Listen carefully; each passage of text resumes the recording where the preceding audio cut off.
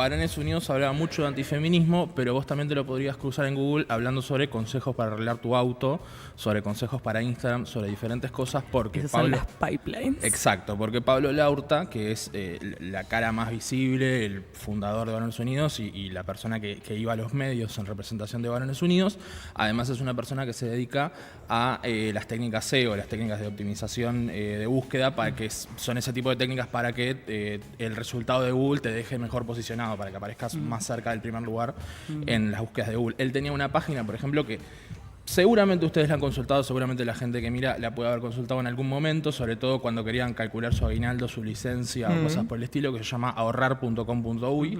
Era de él esa página y era parte de esta agencia de comunicación digital que tenía, que se llama B Contenidos, B corta, por cierto. Y estas mismas estrategias él las aplicaba también a Varones Unidos. Entonces lo que pasaba con esta organización es que vos te los cruzabas, o ya sea por el discurso antifeminista, anti-LGBT, anti-musulmán, porque sobre todo en un momento tenían como mucho contenido relacionado con el tema musulmán, como si fuera un problema acuciante como si fuera un tema de acá que no sucede, son esas cosas que vienen importadas de Europa, total, sí. Principalmente. ¿A partir de una matriz neopentecostal, cristiana o de dónde nacía Yo eso? creo que de saber que funciona en Internet. Sí, él es cristiano y creo que es eso, es como que, pero que venía como más por ese lado, más por un lado él venía tomando mucho discurso de las ultraderechas españolas, claro, que son como un poco las que moldearon, sobre todo en un inicio, a las ultraderechas latinoamericanas que tenemos ahora, un poco antes de que apareciera Trump, porque claro, Trump fue como el gol de las ultraderechas, pero Trump aparece en 2016, estos movimientos ya venían de antes. Sí, puedo explicar algo por si quedó algo atrás.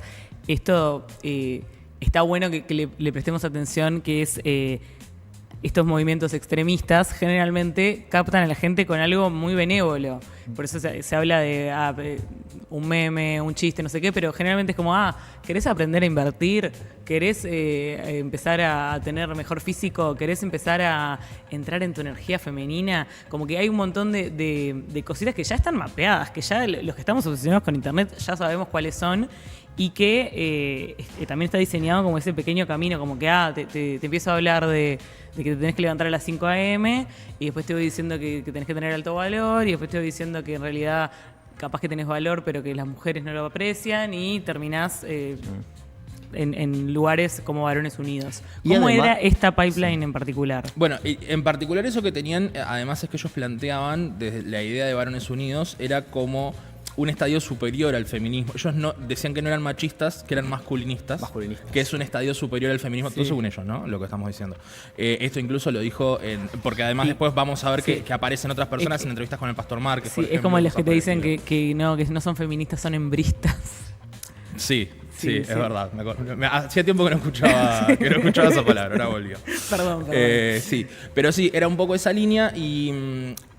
Bueno, principalmente era eso, organizaban distintos tipos de eventos, o sea, trataban de salir de Internet también. Si bien a Varones Unidos ellos lo presentaban como, él principalmente lo presentaba como un movimiento internacional, en realidad era algo más que nada en Uruguay. Es cierto que tenía algunas otras personas que lo consumían de otros países, pero principalmente de Uruguay, y empezaron a formar cierto tipo de alianzas también con discursos similares de otras regiones. El caso más emblemático es el de 2018, cuando Varones Unidos promueve la venida de Agustín Laje y Nicolás Márquez desde Argentina a Uruguay. Ellos iban a estar en la Universidad de Montevideo, se cancela esa charla también porque hubo protestas juntamente por la llegada de ellos, y además, que eso no se canceló, estuvieron en la sala Paulina Luisi en el Palacio Legislativo. Y para quienes no saben quiénes son Agustín Laje y Nicolás Márquez, rápidamente, ¿quiénes son? Agustín Laje y Nicolás Márquez son, hoy en día están muy vinculados al gobierno de Javier Milei, pero son dos intelectuales de la ultraderecha, si se puede decir de determinada manera. Hoy en día Nicolás Márquez es el biógrafo de Javier Milei, y Agustín Laje es como su asesor ideológico, de cierta manera. Ellos vienen trabajando sobre todo con estas cuestiones desde redes sociales, desde Internet y de libros. Ideológico más de lo de la batalla cultural. Exacto. Son como no de economía, digamos. Exacto, son como los exponentes de la batalla cultural en Argentina, que a su vez han tenido vínculos con otros exponentes de la batalla cultural en otros lugares de América Latina. Recordamos allá hacia el 2015 una Gloria Álvarez en Guatemala, tenemos a los Kaiser en Chile, toda esa gente. En ese momento, Laje había sacado el nuevo libro negro de la izquierda o algo así se llama el título. Creo que desordené alguna palabra, pero es como que espiritualmente era eso. Que es el Che Guevara con los labios pintados. Exacto. Ahí, la bandera ahí lo LGBT. vemos a la comadreja esa. Exactamente. Y bueno, que Laje es de Córdoba, de hecho, también. Sí. Esos y son Nicolás Márquez. Nicolás Márquez a la izquierda sí. y Laje a la derecha. Sí. Exactamente. Lo hacía más. En mi cabeza se confundió con el Pastor Márquez. Bueno, que va a aparecer ahora después. Sí. Porque, Por eso Exacto. que no son familia. No. Sí, no son familia. Pero comparten rasgos ideológicos. Sí, bueno, Nicolás Márquez, que de hecho tuvo una denuncia por abuso sexual contra su hija, denuncia de la que después ¿Quién lo diría? Salió sobreseído y pasó a ser como el ejemplo de las denuncias falsas, según ellos obviamente, de este tema. Bueno, ellos vienen, los trae Varones Unidos, se encargan de la estadía, se encargan del viaje, se encargan de llevarlos a comer, de sacarlos a pasear, todo eso. Pero faltaba que alguien los apoyara en el Palacio Legislativo para tener la sala, y el que entró ahí fue el diputado Rodrigo Goñi. ¿Qué les vengo diciendo? Todos Eso los programas. Es igual que y afiliada y amarilla, pero no sé por qué lo disimula mejor. La gente no lo tiene claro. Yo me lo cruzo mucho en cosas relacionadas con periodismo y libertad de expresión a Goñi, en distintos lanzamientos de cosas periodísticas y lo que sea. Ya le dicen libertad de expresión a cualquier cosa, ¿no? Sí, No, sí, Cualquier medio. discurso de odio puede encuadrarse en libertad de expresión. Pero sí, No, sí. no, o sea, es muy. Bueno, fue uno de los exponentes de trancarle todo lo que podía a la eutanasia. Nada, va en campaña, es el que va a las iglesias y dice: si viene el Frente Amplio, va a haber muchas nenas caminando de la calle, de la mano en la calle. Bueno, en ese sentido, Goñi lo que hace es pide la sala como a pedido para una conferencia internacional sobre familia y género. Ese era como el título, sin decir más nada. Y a su vez en la página del Palacio Legislativo en ese momento aparecía como charla sobre paternidad. Eso era paternidad responsable. Como estaba sobre paternidad responsable. Exactamente. Goñi es todo lo que ustedes piensan que Manini es. Era la Claro, presentación, terminó siendo la presentación del libro de Laje, Sí, básicamente, y de un poco la difusión de las ideas de Laje y de Márquez ese día. Goñi no va a la charla, si bien él les consigue la sala. Se armó un cierto lío del que no me quiero hacer responsable, pero un poquito sí, en la época que trabajaba en El País, por una nota que publiqué en ese momento. Goñi termina no yendo a esa charla. Sí van otros exponentes de determinado pensamiento que también venimos viendo hace un tiempo en Uruguay. Estaba Mercedes Vigil presente, estaba más o menos las personas que nos podemos imaginar. Silvana Guiachero, tal vez. No recuerdo si ella estaba, la verdad, puede ser que estuviera, pero no lo recuerdo. Pero a partir de acá viene, claro, pero a partir de ahí surge como un primer acercamiento de Varones Unidos al mundo de la política. Un tiempo después de esto, Varones Unidos empieza a reunirse también con Pablo Audala.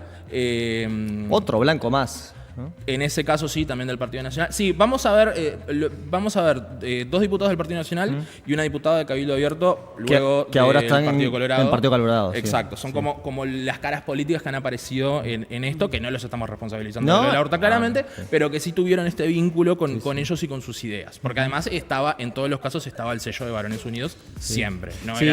era que la Horta se reunía como persona particular. Obvio, no. A ver, creo que la distinción que haces ahí de, obviamente, no se los responsabiliza por el doble femicidio ni nada por el estilo, pero justo lo que los unía es una estructura de valores y una estructura discursiva que termina siendo reproductora de acciones que terminan en este tipo de prácticas, ¿no? O sea, no es que se juntaban para hablar de medio ambiente y después el tipo termina siendo un doble femicidio. Claro. O sea, lo que los unía... El tipo era famoso por hablar de las denuncias falsas. Si lo invitabas a hablar Y la línea- de cripto, igual era el tipo famoso por las denuncias falsas. O sea, Bueno, pero no te podías hacer el... Yo me No, asocié claro, pero, claro. Pero queda claro en tipo, del frente no lo hubieran invitado, ¿entendés? evidentemente, O sea, pero... si lo invitaste porque está medio alineado Pero o no te si- molesta. Pero si el vínculo era para hablar solamente sobre inversiones, ponele, capaz que te podías lavar un poquito más las Claro. manos. Pero si lo invitabas solamente para hablar de denuncias falsas, de ideología de género, de todo, bueno, o sea, lo que te unía era una estructura de valores en donde vos entendés que, o sea, bueno, está, ideología de género, síndrome de alienación parental, de lo cual podríamos hablar porque es una teoría que... Y que en Varones Unidos la difundieron un montón, La difundieron un especialmente en el caso del hijo. Sí.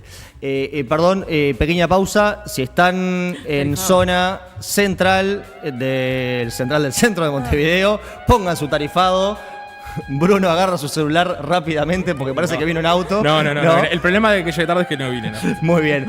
Bueno, pongan su tarifado. No, me gustaría después, en algún momento, porque tenés mucho para contar todavía, para llegar al día de hoy, mencionar un poco lo que es el síndrome de alienación parental, una teoría rechazada por el 95% de la academia científica, pero que algunos dementes hasta el día de hoy reproducen y que yo viví muy de cerca y a mí particularmente me hizo mucho daño, así que nada, pero podés continuar con el raconto y de la sala en la cual se termina haciendo, que es de una de las primeras feministas uruguayas, sí. Paulina Luisi. Paulina Luisi. Exactamente, se hace ahí. Básicamente lo que sucedió en ese momento fue eso, hubo revuelo, hubo protestas afuera del Palacio, la charla se hizo, se publican algunos videos, que de hecho son los que están circulando en medios argentinos ahora, sobre este tema, porque Pablo Larrauri, como decimos, era la cara visible de Varones Unidos siempre, y era el que tomaba la palabra para presentarlos a ellos, para explicar de qué estaban hablando, cuáles eran sus ideas y todo ese tema.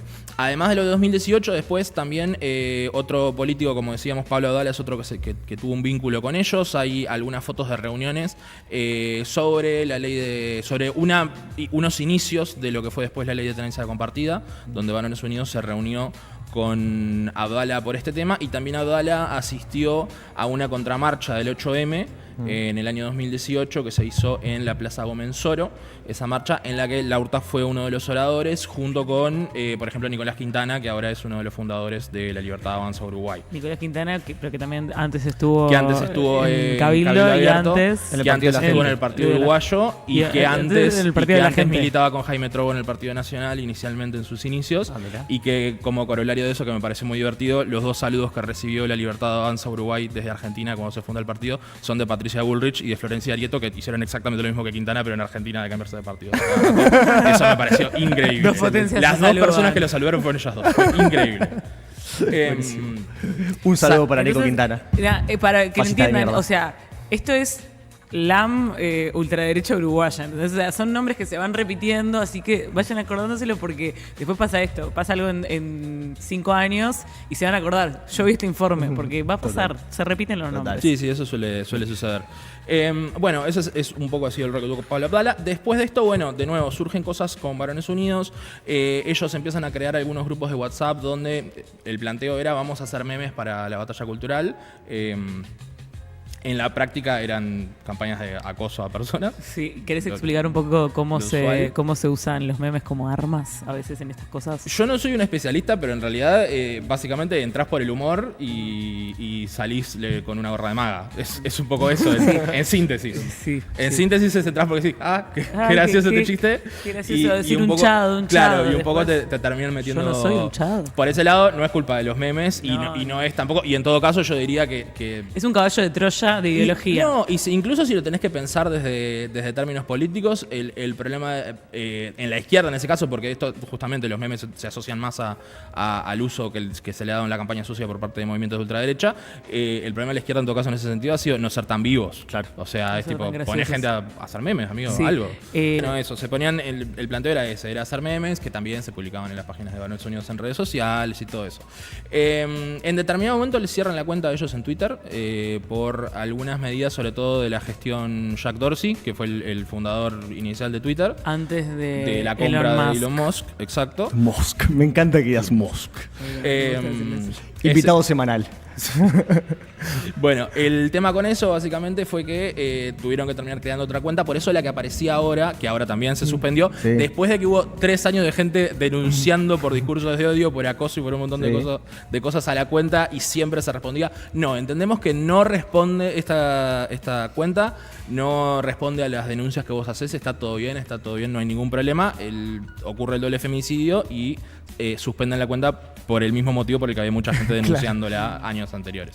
Pero bueno, crearon esa segunda cuenta porque inicialmente llegaron a tener, creo que 80.000 seguidores en Twitter, si no me equivoco, y en Facebook anduvieron por ahí también.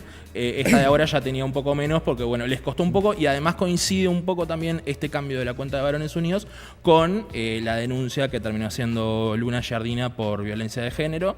Ella lo que denunciaba es que la intentó ahorcar, básicamente, y que ella se vaya con su hijo a Córdoba y arranque todo este tema judicial. Y ahí arranca una nueva etapa de Varones Unidos, nuevamente con Laurta al frente, que es la de hablar del caso Pedro. Pedro es el nombre del hijo, donde lo que él planteaba escribiendo distintos artículos en Varones Unidos era que lo que estaba sucediendo ahí era que a Pedro la madre lo tenía secuestrado y que, además de tenerlo secuestrado, planteaba situaciones de posible abuso sexual contra el niño y cosas por el estilo, en paralelo también un poco a lo que fue el caso de Lucio Dupuy en Argentina, que también fue un niño que en ese caso sus madres lo matan. Entonces como que hacía comparaciones con eso, como esto puede terminar así, cosas por el estilo. Y todo eso va llevando a una situación el año pasado, si no me equivoco, ahora no estoy seguro si fue a finales de 2023 o principios de 2024, pero fue por ahí, donde él va a Córdoba una primera vez a ver al niño y obviamente intercede la justicia, no lo dejan, se mete, le contratan a un abogado en el medio. Ayer la madre de Pablo Laurta, que es una escritora y dramaturga uruguaya, estuvo en algunos medios de comunicación contando que cuando sucedió eso ella pidió que le hicieran una pericia psiquiátrica, pero ella se encargó de conseguirle el abogado y todo eso, y también pidió que le hicieran una pericia psiquiátrica, pero no se la hicieron en el momento. Bueno, Laurta vuelve a Uruguay, sigue con todos estos planteos sobre lo que decía, que al niño lo tenían secuestrado la madre y la suegra y todo eso.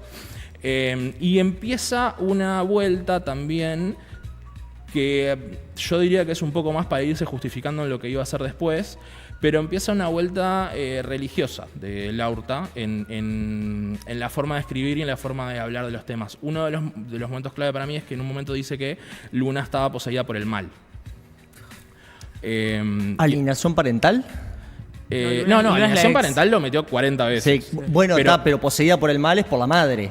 Claro, No, que Luna ella es estaba ella. poseída. Que Luna Es la madre, perdón. Que ella perdón, estaba sí. poseída por el mal y empieza a hacer comparaciones religiosas. En Ok. ese sentido, empieza a meter al diablo en el medio, Claro. y que él está del lado de Dios y todas esas cuestiones. Hay distintas publicaciones sobre eso. Sí. Y eso ha sido como lo más reciente antes de lo que terminó pasando el fin de semana. La otra hacía, yo entré a su perfil de Twitter y lo scrollé bastante, hacía muchas publicaciones de tipo romanas, Sí.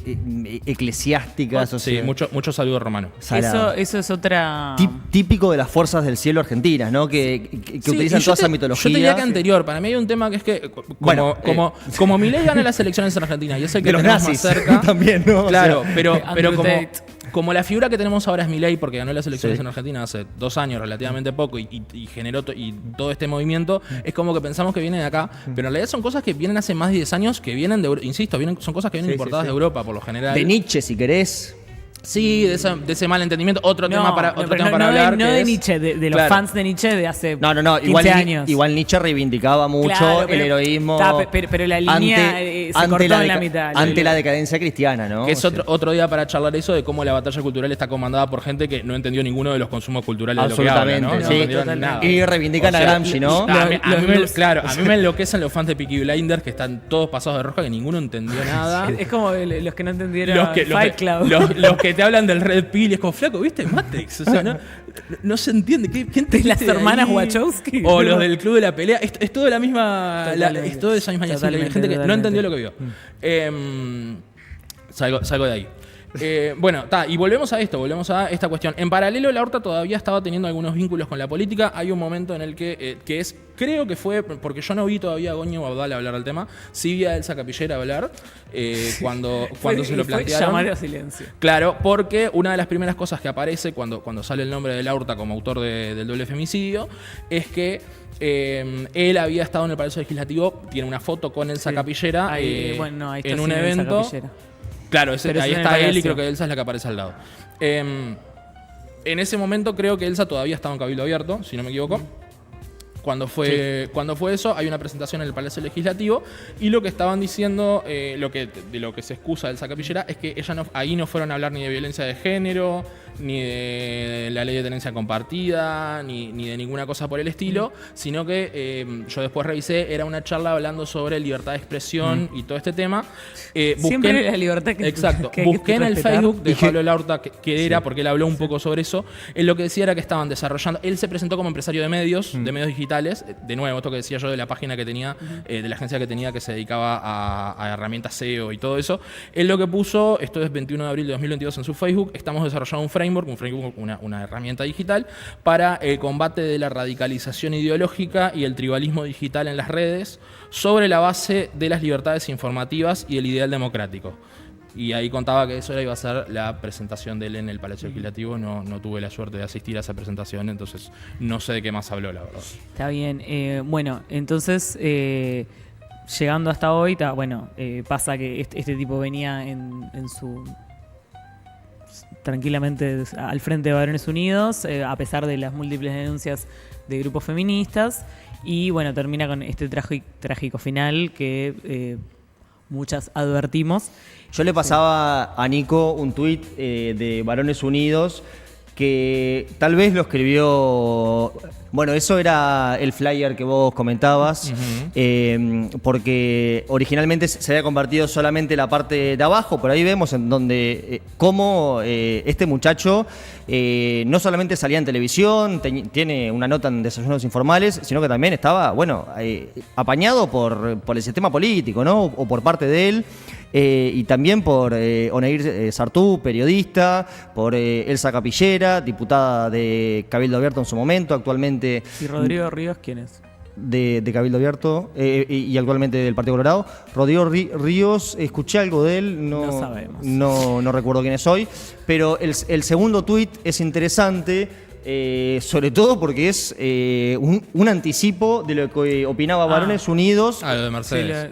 Sí, en donde dice, si hubiera podido llevarse a sus hijos libremente como todo papá debería, no hubiera terminado como terminó esa trágica historia. Y la historia en cuestión es también el caso de hace poco de Andrés Morosoni, que secuestró a sus hijos en su auto y se suicidó con ellos y los mató. Sí, y además incluso hay un tuit anterior, porque ese que vos mencionás es una respuesta a alguien que le dice, es una animalada lo que estás diciendo. Claro. La primera animalada, que es lo primero que dice, es que por la patria potestad, su posición era que Morosini tenía derecho a llevarse a los hijos y a la esposa, a la ex esposa. Sí, sí. Claro. Por patria potestad. Como nada tiene sentido. Nada tiene sentido. Es más, la fundamentación con la que termina este tuit dice: a esos chicos y a su papá los mató la judicialización sistemática de las familias, que es para controlarlas, no para proteger, como ves, a nadie. Que es el argumento que él daba en su propio caso. Claro. Sí. O sea... Igual para mí también esto tiene mucho debate, O sea, yo creo que él lo creía, pero él también lo decía a propósito para ser incendiario, para ser provocador, para viralizarse más. Digo, al final era un especialista en SEO, ¿no? Sí, bueno, está todo lo que vos quieras, pero que el tipo que publicaba esto termine cometiendo... O sea, haciendo lo mismo, sí. Termine haciendo eso mismo, sucede adelante de nuestros ojos. O sea, ¿qué onda con los sistemas de inteligencia de este país? En donde tenés un tipo publicando esto, o sea, tiene causa, está pasando la misma situación. Pero el tipo ya realmente no podía acercarse, la tipa se fue del país. Él no tenía tobillera, por ejemplo. Sí había un botón de pánico. Tenía un botón de pánico, por lo que tengo entendido, que no se pudo activar. Cuando van a... Tenía un botón de pánico que ya no lo pudo activar. Bueno, claro. Cuando llegan a estos puntos, de verdad que básicamente más que meterlo en cana preventivamente, que no se puede hacer, no tenés. O sea, eso es lo más doloroso de todo. Bueno, pero ¿cómo sale del país con el pibe, por ejemplo? Yo diría otra cosa. ¿Cómo entra a Argentina? Porque el caso estaba en Córdoba. incluso. Claro. ¿Cómo entra a Argentina? Claro. Ahí está Él lo no principal. podía entrar a Argentina, supuestamente. Yo no sé si él no podía entrar a Argentina, pero si vos lo ves entrar a Argentina. O con el menor, aparece con el menor por lo en menos. en los sistemas Claro. de inteligencia debería salir algo. Claro. Che, este tipo que tiene una denuncia acaba de entrar al país. Claro, Algo. Sí, sí, sí. Ay, bueno, Bruno, Ay, ¿Alguna reflexión final sobre este caso? ¿Sobre qué hacer para adelante? No, para mí lo principal, que es un poco lo que había puesto el día en Twitter, que estaba muy enojado, porque de nuevo la Horta es una persona que, bueno, vos Fernando también lo sabés, que se lo conoce hace tiempo, por lo menos entre los periodistas conocemos porque ha aparecido en distintos lados, que es eso, es una persona que una vez te puede pasar que lo llamás a un programa de televisión porque querés presentar las dos campanas, una vez que lo ves y decís, che, sí. esto es un poco un desastre, no sé si lo tenés que seguir llevando a él. No sé si la idea de las dos campanas se aplica para todo. El campanismo extremo de tipo, alguien dice que hay que matar a todos, alguien dice que no.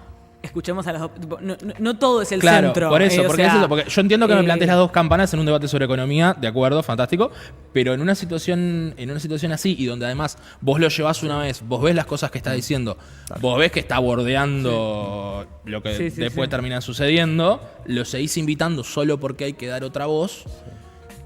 Sí. Me parece que hay un tema que es para que el sistema de medios y los periodistas en general y todo el mundo nos planteemos un poco esta situación de